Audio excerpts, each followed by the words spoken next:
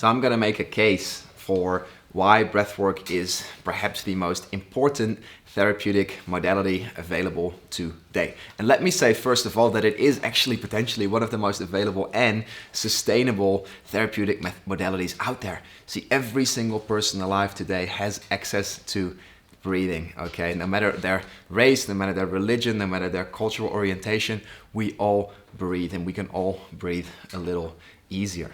Now, it is no secret and is no longer a mystery that people hold issues in their tissues today.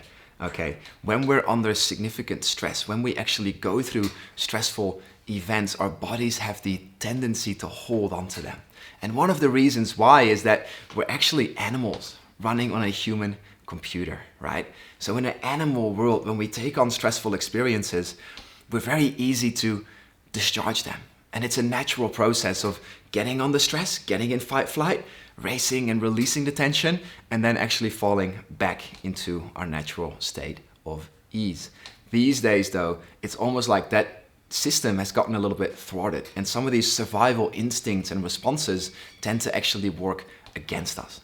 So in a world where stress levels are significantly high, where 1 in 2 people admit to being put through significant trauma in the course of their lifetime, we all carry a little bit more stress than we are supposed to, and there's no longer a manual for how we can actually come to release and discharge some of this existential tension that we can hold on to at times. Breathwork can actually provide part of the solution. Now, a lot of people have tried traditional talk therapy, right, which is one of the main methodologies available for anxiety, depression, and even the treatment of PTSD today, right? And oftentimes it's a very head-to-head conversation where we're sitting down and we're telling our story to a therapist or a counselor who's then feeding it through their story back to our story, helping us to change our story. And then we walk out of there going, I think I'm better. I think that helped. Whereas what's often neglected is the body, which is, in fact, I look at it as an iceberg, right? The tip of the iceberg is the head. It is the story of what happened and how I'm feeling and my perception of the world, whereas the bottom of the iceberg, the 90% of what actually counts, is all the bodily systems that come to drive that feeling and that sensation.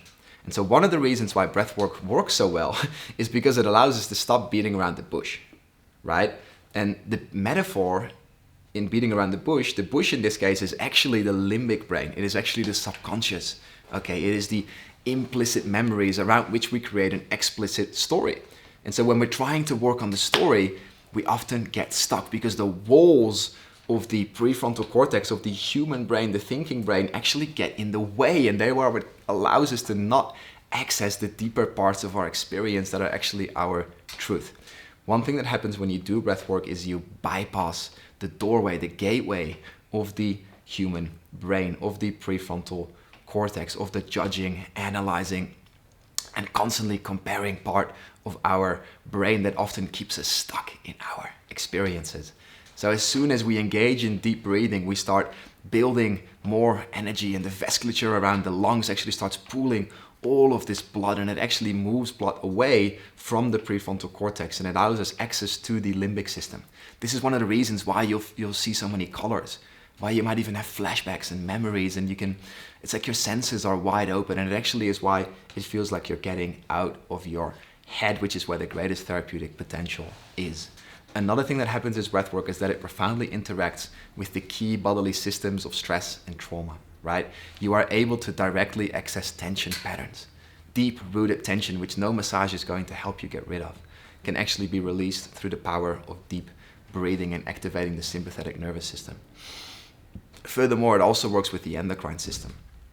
Deep breathing can help you clear out and reset some of the high levels of cortisol and adrenaline that are sometimes running through people's brains, which are keeping them on edge and on high alert.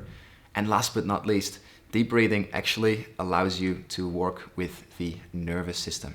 It profoundly increases your vagal tone, which helps you switch off the stuck on edge, the stuck on the high alert sympathetic fight flight systems in the body. And when you work with this trifecta of systems, what will happen is after a deep breathing session, the story will simply be different.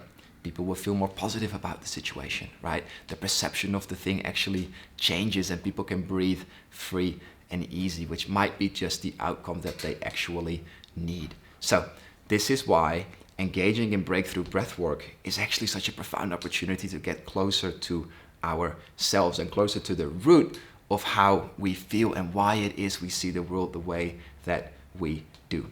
It is also just a really, really powerful invitation to have a deeper experience of yourself and of the world.